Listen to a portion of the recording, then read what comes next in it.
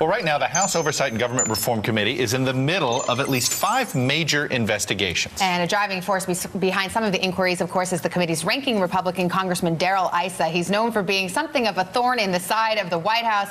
And if Republicans take back the House this fall, that pressure will only intensify. Congressman Darrell Issa is here with us now. And that is because, of course, then you would have subpoena power. Some people have said you're the man the White House most fears. Is that fair? And what do they have to fear? Well, every administration, once they become the administration, becomes somewhat imperial and insular, and not just on behalf of, people working in the White House, but it spreads into all the cabinet positions. Suddenly, every problem they inherited, they want to blame their predecessor, but they don't want you looking at whether their change is going to work, whether, if you will, it's change you can believe in. And that's part of the problem of this president is he promised change, he promised transparency. Now he's got cabinet officers saying, please, I don't want to respond to this. Let me just handle it.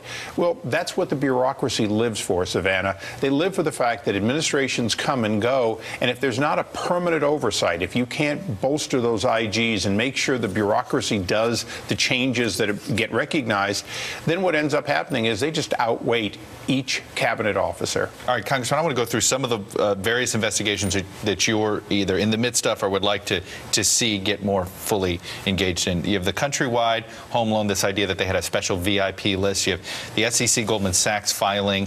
What did the SEC know? What the administration's response to the oil spill? You have this thing about White House and Google. Is Google working with the White House to use personal email, Treasury and housing program? I have to say, some of these seem like very serious allegations. Sure. The countrywide VIP list, I think, is something that a lot of people want to know, connects to Fannie and Freddie, and of course Fannie and Freddie, a big part of it. Some of this seems petty, like the White House Google thing. Yeah, so I have to say is, what do do you look at it and say, you know what, all right, maybe we are being petty on this one, but do you worry that it takes away the focus from a more serious investigation like the countrywide? Well, I'm the person that sort of followed in Henry Waxman's shoes a little bit, and some of the things we're doing really are mirrors of what he did.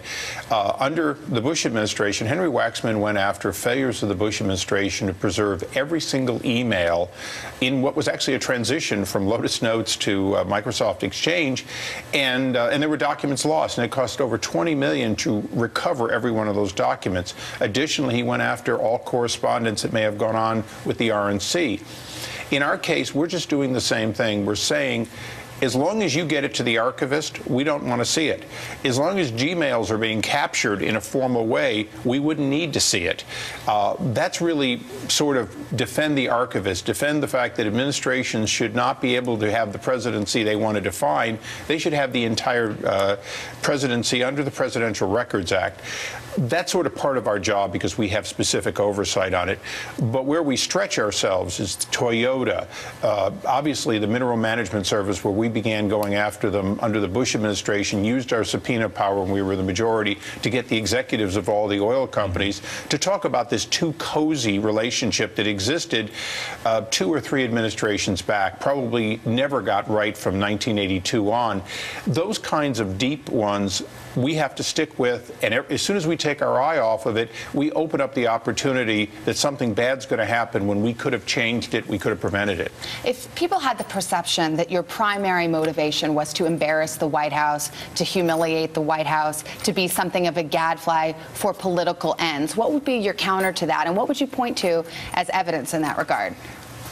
If you look, Savannah, at the letters we've written, they're legitimate requests for information. Many of them are similar to what my predecessor wrote, but many of them are simply asking for information that were letters to IGs saying, look into this. When you see that most of the time the IGs look into it, but the administration doesn't answer our letters, the question is, why wouldn't you? The American people believe the Freedom of Information Act provides the public, if you will, the Sunlight Foundation and POGO, groups like that, the ability to get lots of documents and know what's going on in government. Isn't it amazing that the Government Oversight Committee sends a letter that is basically a glorified Freedom of Information Act request, and most of the time we don't get a response? Would you be saying sending the exact same letters, same requests, same areas of investigation if a Republican were in the White House? I would. Okay. Okay. Well, you may find out, and we may find out someday. So. I won't be as popular with Republicans for doing it, but it's the right thing to do, and it shouldn't change just because administration Well, let me changes. follow up really quickly. Sure. When is this countrywide? When are we going to see more out of this in the specifics on this countrywide? Well, as we sift through 37,000 documents, it took us a long time and a forced subpoena. We had to, if you will, shame the majority and members into crossing party lines to go for that subpoena. As we're going through it, we're finding sector by sector. Obviously, Freddie and Fannie were the areas we looked first for. Was where did Countrywide try to influence the very people who bought those toxic assets, took them off Countrywide books, put them onto your books? Well, this seems to be one of the questions that a lot of people have about this financial crisis, which is what was going on in the housing market. And more importantly, we always hear about buying elected officials, and that very much is going to be part of the story. But it's actually currying the favor of non-elected, appointed employees at all levels, whether it was the president of Fannie Mae or all the way down to people not much beyond the mailroom, but people who could do favors specifically for processing Countrywide loans. That's beyond friends and family that most corporations have. That's about influencing the outcome of their ability to move bad loans that otherwise should have been rejected. All right, Congressman Darrell Issa of California, thank you. Appreciate your time. Thank you, being Savannah. here on set.